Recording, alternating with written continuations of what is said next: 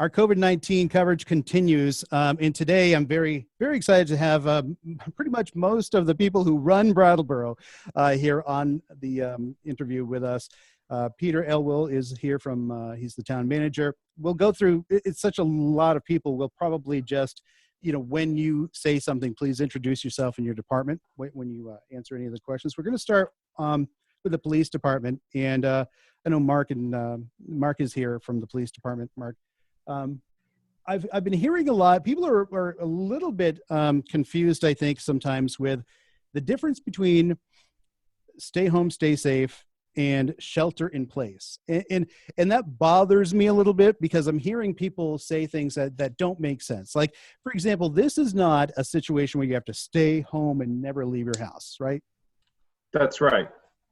So what is the difference when somebody says, oh, shelter in place? That's not what this is, and it never was. What is that? So people know that they're misspeaking. That's correct. My understanding is the governor's order is to stay home, stay safe order. Shelter in place is more of a restriction where you're advised to not leave your home, to just simply not leave the house or the place of work or wherever you happen to be at the time. The purpose for that would be more if there were, so an example where we've used that in the past would be maybe a truck carrying hazmat overturning near a particular neighborhood where a police department might say, hey, until we get this cleaned up, you should shelter in place, stay in your homes until we get this cleaned up, and then you can go outside. The stay-at-home order, stay home, stay safe order that the governor issued is more stay home, don't go out unless you need to for an essential reason. And his order, delineated a series of essential reasons. Going to the grocery store to get food, going to the drugstore to get medication, that sort of thing, doctor's appointments certainly, and then exercise. And if you needed to go or wanted to go out to get exercise, you certainly could do that. The recommendation being to make sure you follow the social distancing rules, preferably only with someone from your own household. And then, of course, now we've got the new recommendations, both from the Vermont Department of Health and from the CDC, that anytime you leave your home, you should be wearing some sort of mask. Correct. And we're still kind of monitoring for out-of-state people that are coming in to stay in Vermont. Is that's still in effect? And how is that? How can you enforce that? Because how do you know? Like, how do you know if somebody's coming in and they're supposed to quarantine for the 14 days? Sure. So at this point, the state is handling all aspects of that. My understanding is that there isn't any enforcement happening. There's monitoring happening. There's been some discussion about the state DMV vehicles or VTrans vehicles at the borders. They're also at most border road crossings. There are those instructional signs or advisory boards, big digital boards saying, hey, if you're coming to Vermont and you intend to stay for a period of time, please self-quarantine for 14 days. My understanding is there's no enforcement of that happening. It's just monitoring at this point, advising, education, and by and large, I think that that has been successful. Have your calls decreased maybe because there's less people out, or are your calls mostly for COVID, or what has the call flow been like since this all started? Our emergency calls are down, except for today with the wind. We're been busy, but overall the calls have been down. I think that's just due to the fact that a lot of people are staying home and not out on the road. And I don't know. That makes sense. Not sure. It's actually a good thing because people are listening, so that's great. Yes. There's less to do. I know so the Parks and Rec, we're going to switch gears for a second, talk to Carol real quick. Everything at the Park and Rec department has been shut down, correct? That's true. All of our programs have been canceled until further notice. Many of our facilities are closed. And when I say that, all of our playgrounds are closed. That hits the five playgrounds, which is Pine Street Playground, Elliott Street, South Main, Carol Lolatte, and Living Memorial. And all those are posted, just discouraging people to utilize the space. For the number one reason is we just can't stay on top of sanitation. And so just kind of educating that that's not the place to be. Like I said, programs are canceled. The recent announcement is our youth sports today. We made that determination today that the youth sports season, spring youth sports, is canceled for this spring. So that's really disappointing to people, but we also like to flip it around the other side and encourage people to come out and use our green space. The park staff is out there keeping our parks clean, keeping the parks safe, but we encourage people to do so while practicing social distancing. And there are many things they can do, like walking in the park, walking in on our trails, the trail system that we have up behind the Kiwanis shelter. A lot of people are utilizing disc golf, so there are things that people can do and really get out and enjoy some of the fresh air while they're still in the stay home, stay safe. But some of the biggies, like I said, the playgrounds, but the tennis nets and pickleball nets are not up. The dog park is closed. Unfortunately, we had to take down the basketball hoops because we're getting a lot of usage in the warm weather. So just to stop you real quick there. So you took them down as a way to prevent people from using them, right? Because you were seeing people not take it seriously, and I know that you can't have more than 10 people, and so if there's a group of people playing basketball, you're discouraging that by taking it away. Yeah, we tried a little bit of a softer approach of tying up the nets, and that didn't work. So unfortunately, we did have to take down the hoops themselves. I think a big thing that's out there right now is what is men's and women's softball, because this is the time of year that's starting to go in full swing, and that season has not been canceled yet. It'd probably be a delayed season. As time goes on, it might not start until June versus the end of April, but I think there is possibly some still hope for softball as we move through the summer, as far as those things go. So how have people's responses been? I think most people would probably be understanding, right? But at the same time, with summer coming up, I know that a lot of those programs, parents kind of rely on, and people rely on those things. How has people's response been to this? I mean, most people probably understand and are sympathetic.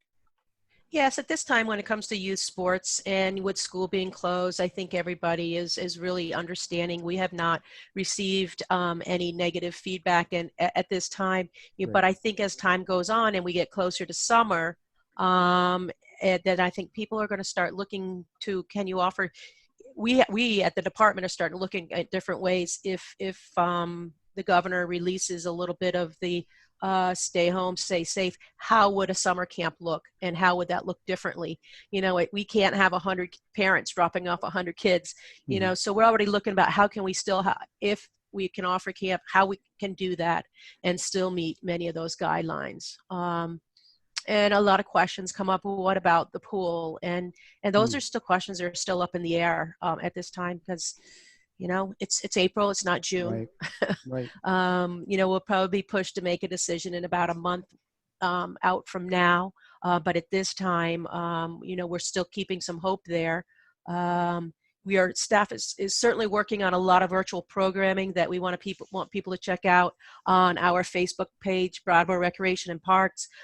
We've got we're really tapping into a lot of the high school kids that also want to be out doing sports at this time. So we're going to start doing how can you practice at home and work on your baseball and your softball and your lacrosse, and we're doing that through utilizing some high school kids, which I think will be a real nice step when it comes to people will be seeing that on our Facebook page. Are you seeing a jump in volunteers, or people saying they want to help and volunteer? From that younger age group, yes, Okay. because I think they're like, oh, when can I have baseball practice? When can I have softball practice? Right. And one of our things that we've kicked off already is gymnastics.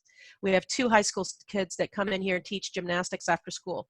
Those programs, we kicked them off last week. The first day we had 25, the next day we had 35. So it's just growing. We've only done it twice, and people are really, taken to liking the virtual programming. So we're continuing in that direction. Very, very good. The reason I asked, I actually read an article that there's some places in the country where Meals on Wheels, usually they have older volunteers, and they're seeing a spike in high school, college kids kind of taking over that because, you know, the older people who are driving and delivering, they shouldn't be doing that right now during the order. So that's volunteerism in that regard has gone up quite a bit, which is great. As far as the rest of the town, with so many people being home, is that putting a strain on any kind of public works situations, like everything infrastructure wise is able to handle it all? I mean, is there any kind of concerns with that, with people just staying home a lot more? That'll be a good one for Steve Barrett, and it looks like his microphone is muted at the moment. There we go. There we go. Hey, Parker, Steve Barrett, Director of Public Works. You hear me now? Hi, Steve. So there has been an increase in demand on the utilities. We're seeing approximately 100,000 gallons more a day being used. Certainly, I'm sure people are washing their hands, and probably that sounds like a lot. Is it a lot? I mean, to me, that sounds like a whole lot. It's quite a bit. Our average is about 1.2 million gallons a day, so it's up 100,000. It's a little hard to tell because on days, you know, certain days we have more demand than others. But certainly, I think people washing their hands, taking showers, just being more vigilant about using water. On the wastewater side, we've seen some big impacts with these disposable wipes because they're synthetic and they don't break down in the wastewater system. And so we've had actually people, their sewer lines plugged, and also has caused some inconveniences at the wastewater treatment plant. A lot of these materials they have to be removed. They don't break down. So it's important that people using those materials to clean, those alcohol wipes, to put them in the regular trash or rubbish, and not to flush them down the toilet. So that's even though they say flushable, they're really not flushable. They're really not. No, it's not a good habit. Yeah, I had to laugh a little bit when this whole thing started, and you see this, like, you go to the stores and the TP is just wiped out everywhere. And I'm thinking, well, that's still going to be available eventually. So it's good to know that you're able to handle the strain. Yeah. The other thing, we've seen some impacts on some private drinking wells. People are home during the day, and a lot of the wells don't have a good capacity as far as recovery. So traditionally, people use their water in the morning, take their showers, get ready for work, and leave. And now that people are home all day, they're drawing down the capacity of that private well. And so we've had people actually purchase water from Public Works and haul it to these wells to replenish them. Oh, really? So that's kind of something we didn't see coming, but it does make sense when you think about it. People are home all day long using the water, and they're running it right down. So they're actually hauling fresh water from Brattleboro to these private wells. No kidding. So has any of this been a surprise to you, or were you anticipating these things happening? We anticipated the increase in usage, and we've also been concerned about these disposable wipes, but this kind of magnified things a little bit for us. But we're certainly under control as far as the utilities go, and we have plenty of capacity. Great. Yeah, we'll be. That's good to know. That's really good to know. So this is probably a question for everybody, because this is probably the most asked question that I get from my listeners. When they hear that there's been more confirmed cases of COVID, what I'm hearing, a lot of people are frustrated that they don't know exactly where. Like, they'll say, okay, there's 56 cases in Windham County, but how many in Brattleboro?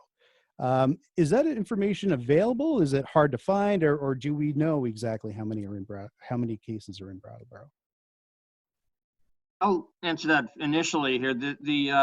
There isn't a breakdown from the health department that would be specific town by town breakdowns all over Vermont. Right. So the closest that we can get to approximating that is there is a dashboard that Brattleboro Memorial Hospital has started they have placed it on their website, and they're keeping it up to date daily. And that's the best place to get a gauge on sort of the relative intensity of the actual illnesses, COVID-19 cases that are here in town. But for those who, may have a mild case of it, there's even certainly many of those that are, flying underneath the health department's radar in terms of folks who just are staying home and resting up and, might have very mild symptoms.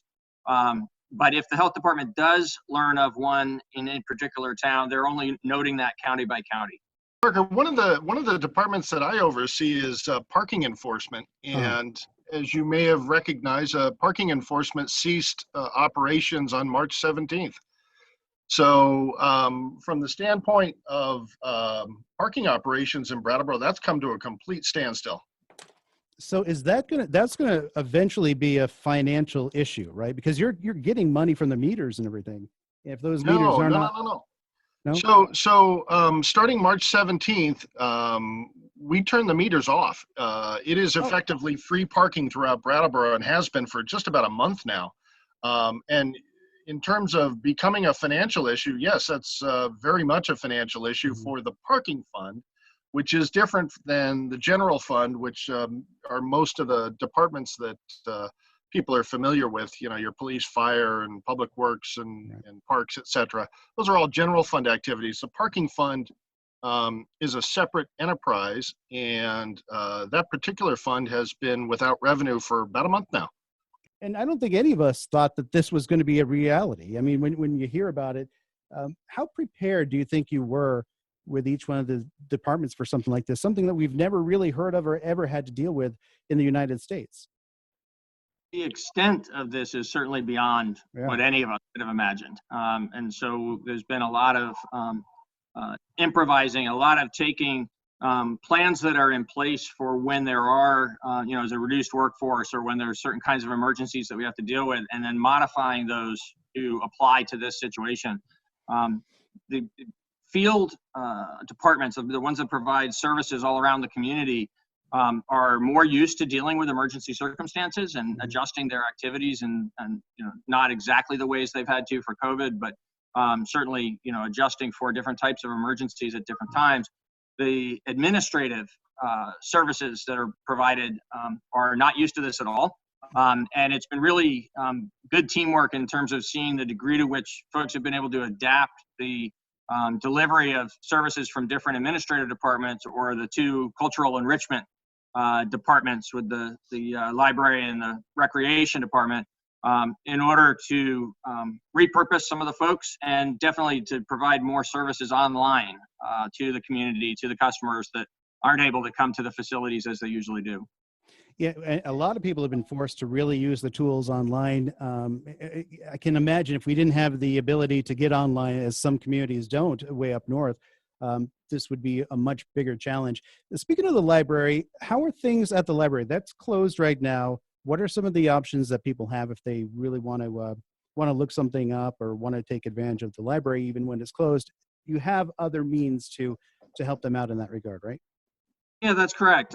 So the library always has a digital presence. There's always services that are available and a lot of information that's available online. And now what's happening is, you know, they've taken that experience and just broadened it and deepened it. And the different ways in which folks can connect into that are either just straight to the library's website at brookslibraryvt.org, or going to through Facebook or Twitter. Facebook would be at Brooks Memorial Library.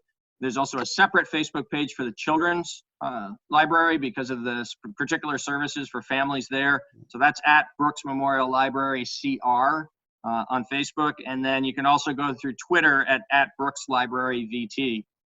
All of those are different ways to get into the services. There's actually, once you're there, a bounty of different ways in which individuals and families can be served by the library, even under these unusual circumstances. Fantastic. So I want to kind of end on a positive note here. Each one of you and each one of your departments have done, from the outside looking in, an incredible job with communication, which is surprising, because I've been hearing other towns and other cities having communication breakdown issues with some of this. But it seems like Vermont in particular, and Brattleboro in particular, has done a really good job of communicating not only to the people that you're serving, but to each other. And that is kind of unique. Is that typical, or has this kind of brought everybody together in a more glued up fashion? This is a team that does a lot of communicating, even in normal times. We're very collaborative. We have each other's backs. And in prior emergencies, you know, the community faced some pretty significant ones in the past decade. And probably the best example of ongoing need to coordinate different activities of town government would be right after Irene. You saw that statewide, and you saw it here in Brattleboro. And we are certainly seeing that again now. You know, I'm proud of the work that this team has done, and all the different departments have found ways to be effective, even, you know, with such barriers to normal work, and ways in which to help each other and to support the community and the different organizations in the community at this time. And we certainly are seeing examples of that all around the state and in our relationship with state government. So it's good to see people rising to the occasion. One thing that we'd really like to thank the community for is the degree to which individual social service organizations and you know, pop-up organizations, things like AMA, this clearinghouse of volunteerism and matching up people with talents to people with needs. There's just a tremendous degree to which the community is supporting each other. Citizens throughout the community are supporting each other through this, and that's going to strengthen us for the long haul. Yeah, hopefully it won't be too much longer. The big question is, when are things going to return back to normal? That's the question I get asked all the time. Is there an answer? There's no answer from you until there's an answer from, you know, the governor or the president at this point, right? Yeah, that's very true. And even for them, you know, this is Mother Nature. So I think the public health experts are going to need to provide the guidance on, you know, when it becomes safer to start opening things back up. And then you're quite right. The pronouncements of, you know, the pace of getting back to normal and the ways in which we'll take steps in that direction will have to come from national and state leadership. Right. And it seems like Vermont has really done very well with kind of recognizing the importance of this and taking those precautions into early execution, because it seems to happen very quickly with Vermont, and then New Hampshire takes a lot longer with shutting down the states and stuff. So Vermont should be, you know, really commended for that. Finally, before we go, with each one of you in your departments, give us just one quick reminder for everybody that they really need to just keep just a reminder of what they should be doing in regards to your department. Well, Like, I can for go example- first. This is sure. This is Mark Carignan with the Police Department. Really, folks, and have been doing an excellent job of this, of just take time, whether it's driving, whether it's interacting with each other, just being patient with each other, taking a deep breath. You know, with folks cooped up at home with each other, we haven't seen an increase in, you know, domestic abuse calls or family dispute calls, but we're anticipating that, and we have still had a reasonable number of them. So really just taking our time, because we want to reduce those times where emergency service, whether it's the police department or fire and rescue, need to go out and interact with folks so that we can slow a dramatic reduction in that, which is good. Disturbances where folks are getting into arguments and disagreements with each other, we've seen a reduction in that as well. So really folks are doing an excellent job of just slowing down, being kind to each other, and taking the time to get through all this together as a community. Well, so you answered that for me, because I did have earlier last week, I had Women's Freedom Center on, and they were talking about the domestic violence issues with people being cooped up together. But you're saying as of right now, those calls have gone down. From a domestic abuse standpoint, have they gone down because it's more difficult to be able to report them, or do you think they've gone down because people are just kind of getting used to each other and living together, I guess? Well, I'm familiar with what you're talking about with the Freedom Center. I've had a number of conversations with them as well, and without going into too much detail, we've put some protocols in place in partnership with the Freedom Center to try to increase our outreach to victims and survivors of domestic abuse, because reduction in calls for service to us, we don't at all think is the result of a reduction in it actually occurring. It's likely a result of a reduction in opportunity for people to call. So we don't have any indication it's happening less, but our call volume at this point is lower, is reduced. Well, I guess that's one silver lining in all of this. I know Lenny said that earlier as well. What would you mimic the same thing? You're parroting the same conversation that Mark just had. You believe that's the same as far as the fire department's concerned? True. The biggest thing that we can stress is social distancing. Folks staying home. A lot of people are staying home now, so think of fire safety in the home and stuff. A lot of you know, kids are going to get curious and Right. Try different things. And but main thing is to practice safety as always, and we're here to help. That's great. Thank you so much. Anybody else have anything they'd like to quickly mention before we take off? Parker, this is Sue Fillion from the Planning Department. There you are. I really want to encourage people to complete the 2020 census if they haven't done that already.